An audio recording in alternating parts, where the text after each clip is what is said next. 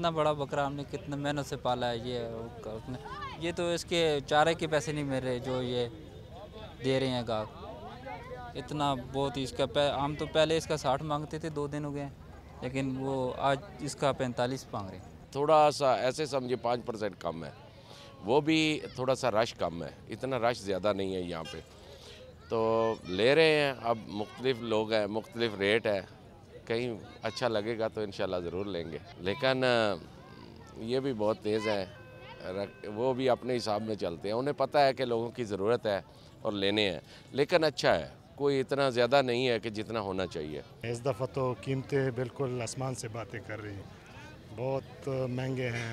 छोटे छोटे बकरे 35,000 से कोई कम मिल नहीं रहा, तो आम मुलाजिम आदमी के लिए तो मुश्किल होता है ना। इंतज़ार करेंगे जी, अगर जितना हमारी ख़रीद है उतने का भी निकल गया तो ठीक है, वरना नुकसान पे तो हम भी नहीं हो सकते, क्योंकि इसको चारा वगैरह भी डालते हैं और चीज़ें भी है ऐसी जो बकरा खाता है।